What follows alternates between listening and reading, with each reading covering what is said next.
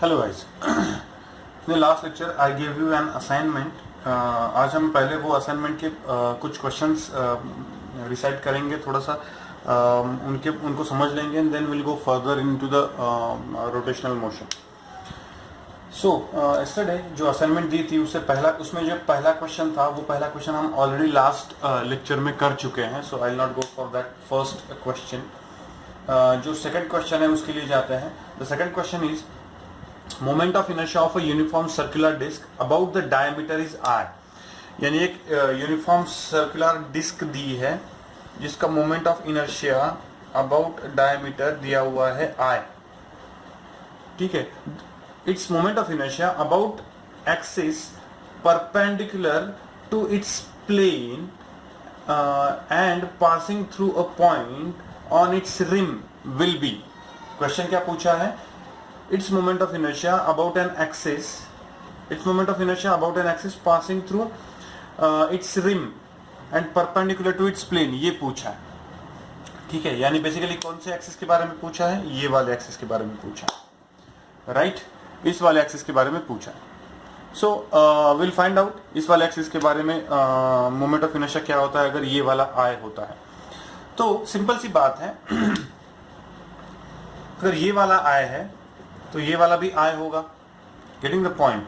अगर ये वाला आई है तो ये वाला भी आई होगा। अगर ये वाला आई है तो परपेंडिकुलर एक्सिस थ्योरम से ये निकाल सकता हूं मैं। Getting the point? Perpendicular axis theorem से ये निकाल सकता हूं। तो परपेंडिकुलर एक्सिस थ्योरम से ये कितना निकलेगा मेरा? सपोज ये वाला आई है तो ये वाला भी आई होगा।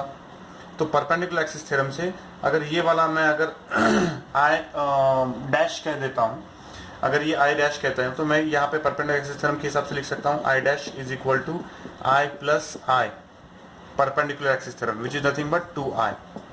ठीक है, तो ये कितना मिला मुझे? 2i मिला। अब मुझे क्या फाइंड आउट करना है? ये फाइंड आउट करना है। तो पैरेलल एक्सिस थ्योरम से मैं कर सकता हूँ। Getting the point? Parallel axis theorem से कह सकता हूँ। अब ये वाला कितना है? 2i है, लेकिन मुझे पता है I dash is equal to m into R square.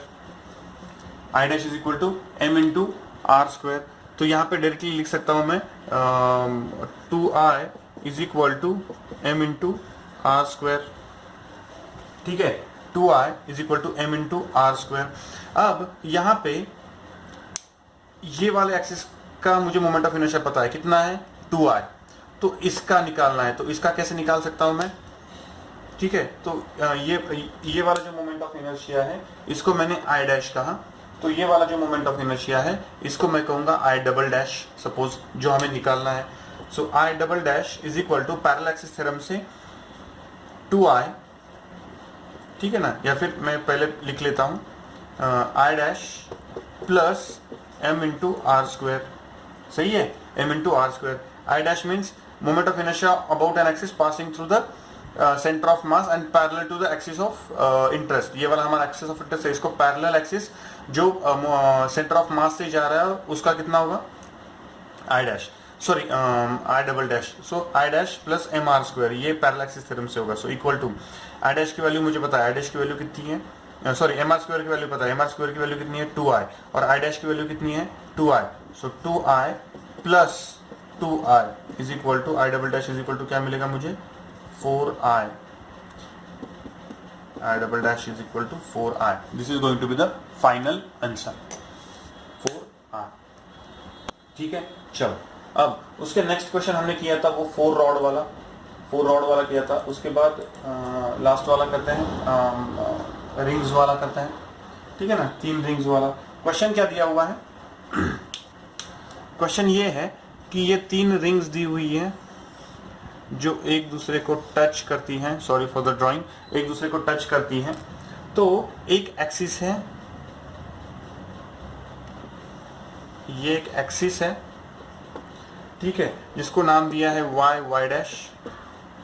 ठीक है, अगर ये फर्स्ट रिंग है, ये सेकंड रिंग है, ये थर्ड रिंग है, तो मुझे moment of inertia of this whole system निकालना है। Moment of inertia of this whole system निकालना है। अब ठीक से आप देखोगे तो for ring 1 and for ring 1 the axis is along the diameter. ठीक है, for ring 1 axis is along the diameter, इसलिए अब मुझे नेट अगर निकालना है तो मुझे पता है कि I1 plus I2 plus I3 यानी moment of inertia of whole system is nothing but moment of inertia of this ring about this axis plus this ring about this axis plus this ring about this axis. ठीक है, तो moment of inertia of the ring about along the diameter के along अगर axis है, ठीक है, तो diameter के अलोंग अगर एक्सिस है तो डायमीटर के अलोंग जो एक्सिस है उसके अबाउट मोमेंट ऑफ इनर्शिया कितना मिलता है मुझे। अगर आप मैंने आपको एक शीट दी थी, उस शीट में मैंने सारे एक्सिस दिए थे जिसके अलोंग आप मोमेंट ऑफ इनर्शिया भी दिया था, आपको टैली करने के लिए बोला था। सो फर्स्ट रिंग जो है, फर्स्ट रिंग के लिए axis of rotation is along the diameter, so moment of inertia about of a ring about the axis passing through its diameter is equal to 1/2 m into r square. ये formula है हमारे पास। ठीक है, तो ring 1 जो है, ring 1 के लिए axis of rotation is along the diameter, तो उसका मोमेंट ऑफ इनर्शिया ये आएगा। रिंग 2 और रिंग 3 के लिए axis of rotation is along tangent parallel to the axis of diameter, यानी ये वाला जो एक्सिस है, इस वाले एक्सिस को ये वाला एक्सिस पैरेलल है। ठीक है, और ये वाला जो एक्सिस है इसके अबाउट मुझे मोमेंट ऑफ इनर्शिया पता है कितना है, 1/2 mr स्क्वायर 2 के लिए। तो I2 is equal to I3 is equal to moment of inertia of this ring about an axis passing through center of mass and parallel to this axis is given by 1/2 mr square plus ये दो axis के बीच का distance into mass, सो mass into mr square, तो कितना मिलेगा ये 3/2 mr square. ये आपको तब तक समझ में नहीं आएगा जब तक आपने रिंग के सारे कॉम्बिनेशन के मोमेंट ऑफ इनर्शिया ट्राई नहीं किए, जो मैंने आपको फर्स्ट लेक्चर में निकालने के लिए कहा था using the parallel and perpendicular axis theorem. So 3/2 मिल गया। सो मुझे क्या निकालना है, I is equal to 1/2 m into r square plus 3/2 m into r square plus 3/2 m into r square. तो फाइनल आंसर क्या मिलेगा मुझे, आप निकाल लो, you will get the answer. जो भी होगा final answer that is the correct one. ठीक है, so next, okay, next question is let I be the moment of inertia of uniform square plate about an axis AB। एक square plate दी गई है और उस स्क्वायर प्लेट में एक axis दिया हुआ है AB, ये AB एक्सिस है। नाउ उसका moment of inertia about AB कितना दिया हुआ है, I। Then it passes through the centre of the plate, ठीक है ना, सेंटर ऑफ द प्लेट से जाता है पैरेलल टू द साइड से। सो CD is the line in the plane of the plate that passes through the center of the plate makes an angle theta with AB। ये अगर centre of plate है तो और एक line है कि जो सेंटर से ही जाती है, उसको नाम दिया गया है CD। वो कितना एंगल करती है, थीटा एंगल करती है AB के साथ। So what is this moment of inertia of this plate about an axis CD। ठीक है, अब ये दिखने में बहुत कॉम्प्लिकेटेड क्वेश्चन दिखता है कि ये कैसे किया जाए, क्या किया जाए, लेकिन सॉल्व करते वक्त आपको इमीडिएटली समझ में आएगा बहुत इजी है। ठीक है, मैंने क्या किया, ये जो AB एक्सिस है उसको एक परपेंडिकुलर एक्सिस निकाला A', ठीक है, एक परपेंडिकुलर एक्सिस निकाला A'। नाउ मैंने क्या किया, ये वाला जो एक्सिस है A', और ये जो AB है, इन दोनों को अगेन एक परपेंडिकुलर एक्सिस निकाला। सपोज इसको नाम दिया मैंने IZ, ये IZ एक्सिस हो गया। तो मैं यहां पे लिख सकता हूं by perpendicular axis theorem IZ is equal to IAB plus IA'B by perpendicular axis theorem. अब ये स्क्वायर प्लेट है, ये स्क्वायर प्लेट है, इसका मतलब moment of inertia of this plate about AB is exactly equal to of this plate about A', तो यहां पे मैं लिख सकता हूं which is nothing but 2 into IAB, because IAB is equal to IA'B। ये किसकी वजह से, सिमेट्री की वजह से, ठीक है ना, सिमेट्री की वजह से। अब और एक काम किया मैंने CD जो लाइन थी CD लाइन को एग्जैक्टली परपेंडिकुलर, ठीक है ना, चलो कंसिडर करो परपेंडिकुलर है, थोड़ा सा इधर उधर हो गया तो adjust it. So C' D', ये वाला एक परपेंडिकुलर एक्सिस निकाला।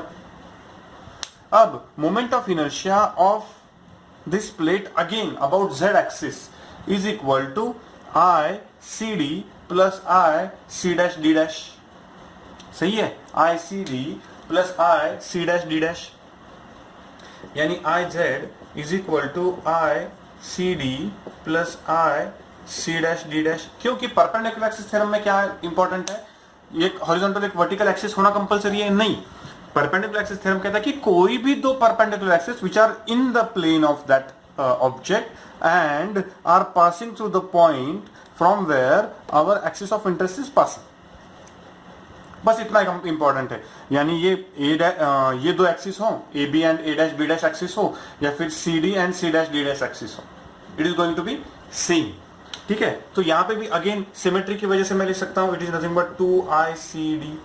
अब ये इक्वेशन 1 हो गया, ये इक्वेशन 2 हो गया, इसका मतलब 2IAB is equal to 2ICD, sorry, इसका मतलब ICD is equal to I, ये दिया हुआ है कि IAB, अब moment of inertia about AB is equal to I दिया हुआ है, इसका मतलब final answer is going to be I, सही है, इट्स इजी। चलो और एक क्वेश्चन करते हैं, नेक्स्ट वाला। 3 rods of length L and mass M are placed along XYZ axis in such a way that one end of each of the rod at the origin, the moment of inertia of the system about Z axis, ये पूछा है, ठीक है, about Z axis ये पूछा है। 3 rods दिए हुए हैं, ठीक से देखना, 3 रॉड्स, ये एक रॉड पकड़ा मैंने, ये दूसरा रॉड पकड़ा मैंने, ये तीसरा रॉड पकड़ा, ये 3 रॉड, और इनका मोमेंट ऑफ इनर्शिया निकालना है अबाउट Z एक्सिस। चलो ये कंसीडर करो, ये वाला जो एक्सिस है, ये एक्सिस X कंसीडर करो, ये वाला एक्सिस Y कंसीडर करो, ऊपर वाला जो एक्सिस है Z एक्सिस है, ठीक है। तो अलोंग द Z एक्सिस जो है वो एक्सिस ऑफ रोटेशन है ऑफ द सिस्टम, पूरी सिस्टम का axis of rotation along Z axis है। 3 रॉड है, 1 2 3, ठीक है। तो अब ये जो एक्सिस, ये वाला जो रॉड है और ये वाला जो रॉड है, सपोज इसको, इस रॉड को मैंने नाम दे दिया 1, इस रॉड को नाम दे दिया 2, सॉरी, ओके, इस रॉड को नाम दे दिया 1, इस रॉड को नाम दे दिया 2, ऊपर वाला रॉड जो होगा 3 होगा। अब देखो एक्सिस ऑफ रोटेशन जो है रॉड 1 और रॉड 2 के लिए फ्रॉम द वन एंड जा रहा है, एक एंड से जा रहा है। तो for a rod, moment of inertia about an axis passing through one of its end is nothing but 1/3 m into L square, ये हमने कल प्रूव किया था। एंड फॉर दिस एक्सिस जो along Z एक्सिस है, तो उसके थ्रू ही जा रहा है एक्सिस, इसका मतलब यहाँ पे is equal to I1 is equal to I2 कर लेते हैं, ठीक है। एंड I3, ये ऊपर वाला जो रॉड है, इस ऊपर वाले रॉड के लिए एक्सिस उसके थ्रू जा रहा है। अगर एक्सिस उसके थ्रू जा रहा है तो सारे मास एलिमेंट उस एक्सिस से 0 डिस्टेंस पे है, इसका मतलब I is equal to 0, I3 is equal to 0। So mass of inertia of the system I is equal to I1 plus I2 plus I3 which is nothing but 1/3 ml square plus 1/3 ml square plus 0 which is nothing but I is equal to 2/3 ml square. ये final answer आएगा आपका, right? Okay, चलो easy examples हैं, next try करते हैं। Okay, now the next question is 3 point masses each of mass small m are placed at the corners of an equilateral triangle of side A. Then the moment of inertia of the system about an axis passing along one of the sides of the triangle is, ये पूछा है question. तो दिया क्या है कि एक equilateral triangle है, उसके तीनों नोड्स पे एक एक मास लगाया हुआ है, जिसका मास m है, यहाँ पे m है, यहाँ पे m है, यहाँ पे m है। मुझे moment of inertia of this whole system along this axis निकालना है। along one of the side। ये वाला जो एक्सिस है इस वाले एक्सिस के along मुझे निकालना है। आई थिंक मैंने ये एग्जांपल पहले लिया हुआ है। सो ए, सो ये वाला जो है ये वाला डिस्टेंस है, ठीक है ना, m का इस एक्सिस से ये वाला डिस्टेंस नहीं है, we go for perpendicular distance. यानी जब मैं कहता हूं कि I is equal to M R square, यानी मास का मास m का perpendicular distance, r is perpendicular distance from the axis of rotation. अब ये मास और ये मास जो है इनके थ्रू ही वो एक्सिस ऑफ रोटेशन जा रहा है, तो इसका moment of inertia about this axis zero, इसका moment of inertia about this axis zero, because ये मास जो है वो एक्सिस ऑफ रोटेशन से कितनी दूर है। r की वैल्यू इस मास के लिए स्मॉल r की वैल्यू क्या है, जीरो। इस मास के लिए स्मॉल r की वैल्यू क्या है, जीरो। इस r के लिए स्मॉल r की वैल्यू क्या है, ये वाली x।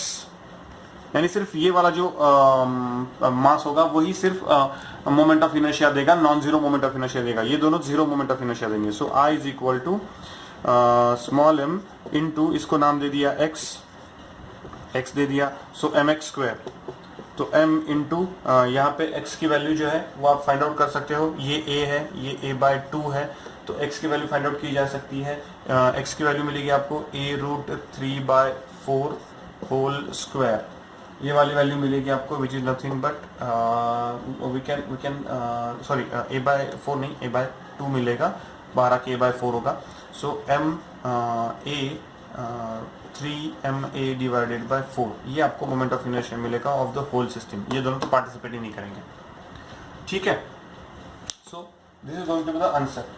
नेक्स्ट, अब क्या दिया हुआ है, दो रॉड्स दिए हुए हैं, ठीक है। अब ठीक से देखना, दो रॉड्स दिए हुए हैं, ये एक रॉड दिया हुआ है और एग्जैक्टली इसको परपेंडिकुलर दूसरा रॉड दिया हुआ है ऐसे,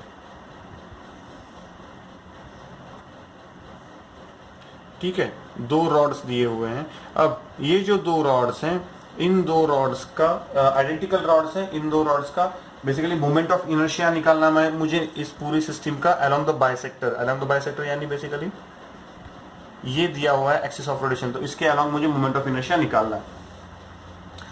अब इंटरेस्टिंग फैक्टर देखो, यहां पे मैं क्या करूंगा, सबसे पहले इस पूरी सिस्टम का moment of inertia about this axis निकालूंगा, ठीक है। अब ये वाला जो एक्सिस है, अगर मैं इसको रॉड 1 कहता हूं, इसको रॉड 2 कहता हूं, तो दोनों एक्सिस के लिए, ये दोनों रॉड्स के लिए ये वाला जो एक्सिस है वो passes through the centre of the rod, ठीक है। यानी अगर मैं यहां पे कहता हूं I is equal to I1 plus I2, तो moment of inertia of rod 1 about an axis passing through its centre, तो कितना मिलता है मुझे, ml square by 12 plus ml square by 12 is equal to ml square by 6। ये मुझे moment of inertia of this two rods, ये दो rods की जो सिस्टम बनती है, moment of inertia of that about an axis perpendicular to the plane and passing through the centre of both rods, ये मिल जाता है। अब मुझे अलोंग ये बाइसेक्टर निकालना है, तो मैंने क्या किया, ये वाला जो बाइसेक्टर है इसको नाम दे दिया B1 और एक बाइसेक्टर निकाला जिसको नाम दे दिया B2, और ये दोनों जो बाइसेक्टर है वो एक दूसरे को परपेंडिकुलर है। अब ये पूरी जो सिस्टम है, ये बेसिकली पूरी सिस्टम सिमेट्रिक है, ये रॉड है, ये रॉड है, ये एग्जैक्टली सेंटर से जा रहा है, तो ये जो बाइसेक्टर होगा, ये बाइसेक्टर और ये बाइसेक्टर के अलोंग पूरी सिस्टम सिमेट्रिक हो जाएगी। यानी moment of inertia along B1 is exactly equal to moment of inertia of this system along B2, सही है। तो यहां पे मैं यूज करूंगा I of the system, suppose ये I Z कहा मैंने, ठीक है ना। सो I Z is equal to I B1 plus I B2 perpendicular axis theorem. अब ये दोनों सेम ही होंगे, so is equal to 2I B1, ठीक है, और ये मिला है मुझे ml स्क्वायर बाय 6, तो यहाँ पे I B1 is equal to ml square by 12 मिलेगा, ठीक है। क्या मिलेगा, ml स्क्वायर बाय 12, ठीक से समझ लो, ये मिल जाएगा ml स्क्वायर बाय 12, ठीक है। चलो लास्ट वाला एग्जांपल करते हैं। Okay, next question, last one is the moment of inertia of a rod of length L about an axis passing through its center of mass and perpendicular to the rod is I. The moment of inertia of hexagonal shape formed by 6 such rods about an axis passing through its center of mass and perpendicular to its plane will be. ठीक है, एक rod दिया है तो इस rod का moment of inertia about an axis passing through the centre is given by I. लेकिन मुझे पता है कि moment of inertia of a single rod about an axis passing through its centre I is equal to ml square by 12। ठीक है, तो इसको अभी ऐसे ही रखते हैं। अब ऐसे जो रॉड्स हैं, ऐसे सारे 6 रॉड पकड़ के एक हेक्सागन तैयार किया गया है, रेगुलर हेक्सागन हो जाएगा, बिकॉज ये सारे के सारे रॉड्स इक्वल हैं, तो रेगुलर हेक्सागन बन जाएगा। तो मुझे क्या फाइंड आउट करना है? मुझे फाइंड आउट करना है moment of inertia of this whole system about an axis passing through the centre of mass of the system and perpendicular to it. ठीक है, अभी यहां पे हमने सेंटर ऑफ मास अलग से फाइंड आउट नहीं किया, बिकॉज मैंने ये सेंटर ऑफ मास अलग से फाइंड आउट ना करने के लिए द रीजन वॉज ये पूरी की पूरी सिस्टम सिमेट्रिक सिस्टम है, पूरी की पूरी सिस्टम सिमेट्रिक सिस्टम है। अगर सिमेट्रिक सिस्टम है तो centre of mass obviously geometric centre आ जाता है, तो ये वाला। तो यहां पे मैं इसको सॉल्व कैसे करूंगा? बहुत इजी है। मैं क्या करूंगा, मुझे moment of inertia of this rod, एक रॉड को पकड़ा मैंने, तो इसका moment of inertia about an axis passing through the centre ये पता है, ये कितना है? I, which is nothing but ml square by 12। तो मैं क्या करूंगा, ये पता है, ये निकालूंगा बाय पैरेलल एक्सिस थ्योरम। ये दोनों पैरेलल है एक दूसरे को, पैरेलल एक्सिस थ्योरम। तो उसके लिए मुझे क्या लगेगा? उसके लिए मुझे लगेगा उन दोनों के बीच का डिस्टेंस, उन दोनों के बीच का डिस्टेंस लगेगा। ठीक है, यानी मुझे बेसिकली ये डिस्टेंस लगेगा। तो ये कैसे फाइंड आउट करूं? तो ये रेगुलर हेक्सागन है। अगर ये रेगुलर हेक्सागन है तो ये जो होता है उसके जो एंड्स होते हैं, हर साइड के जो एंड्स होते हैं वो सेंटर के साथ ज्वाइन करके मुझे ये क्या मिल जाता है? इक्विलैटरल ट्रायंगल मिल जाता है। Getting the point? मुझे क्या मिल जाता है? Equilateral triangle. अगर ये इक्विलैटरल ट्रायंगल है, ठीक से देखना, अगर ये इक्विलैटरल ट्रायंगल मुझे मिल जाता है तो यहां पे ये इक्विलैटरल ट्रायंगल अगर मुझे मिल जाता है तो यहाँ पे मुझे ये वाली वैल्यू फाइंड आउट करनी है। ये वाली वैल्यू L पता है, तो ऑब्वियसली ये वाली भी L होगी, ये वाली भी L होगी।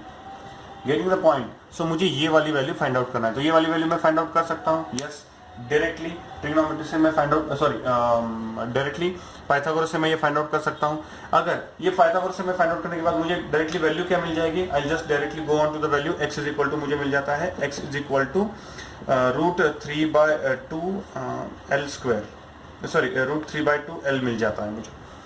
ठीक है ना? सो ये L कैपिटल कर देते हैं, सो कंफ्यूजन ना हो, ये L, ये L, ये L। ठीक है ना? तो √3/2 L मुझे मिल जाता है, उसकी वैल्यू। अब मुझे क्या करना है? मुझे moment of inertia of this rod about this axis पता है, मुझे moment of inertia of this rod about this axis निकालना है। तो मैं पैरेलल एक्सिस थ्योरम के लिए जा रहा हूँ। तो कैसे जाऊंगा मैं पैरेलल एक्सिस थ्योरम के लिए? पैरेलल एक्सिस थ्योरम इसके लिए moment of inertia about this axis, about black वाला जो एक्सिस है, अबाउट दैट एक्सिस मुझे पता है। सो मुझे कौन सा निकालना है? ये सेंटर वाला। So I is equal to ml square by 12 plus m into x square. सही है? Moment of inertia about an axis passing through the centre of mass plus mass of the body multiplied by distance between the two parallel axis, ये दोनों parallel axis के बीच का distance. ठीक है? सो ml square. अब यहाँ पे ml square by 12 plus mx, x की वैल्यू √3/2, तो उसको स्क्वायर करूंगा तो क्या मिलेगा मुझे? 3/4। सो यहाँ पे 3 ml स्क्वायर बाय 4 मिल गया मुझे। तो इन दोनों को मैं अगर ऐड करता हूं तो मुझे क्या मिल जाता है? So which is nothing but, कितनी वैल्यू मिलेगी मुझे? डायरेक्ट कितनी वैल्यू मिलेगी? So which is nothing but 5 ml square by 6। ये एक रॉड का मिला। ऐसे कितने रॉड्स हैं मेरे पास? 6 रॉड्स हैं।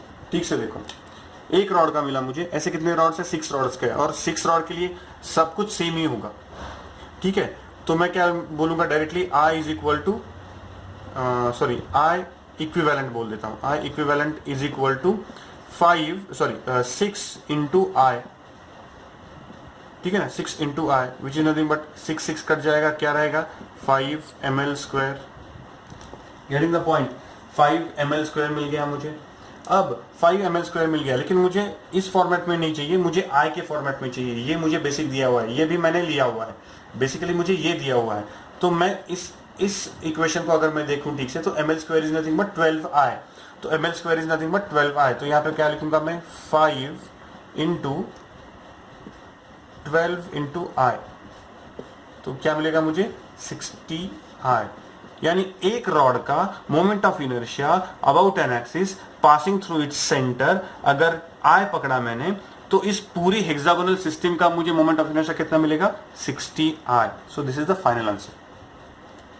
Okay, in the next lecture, we'll go for further into the moment of inertia और different shapes की moment of inertia find out करने की कोशिश करेंगे। Thank you.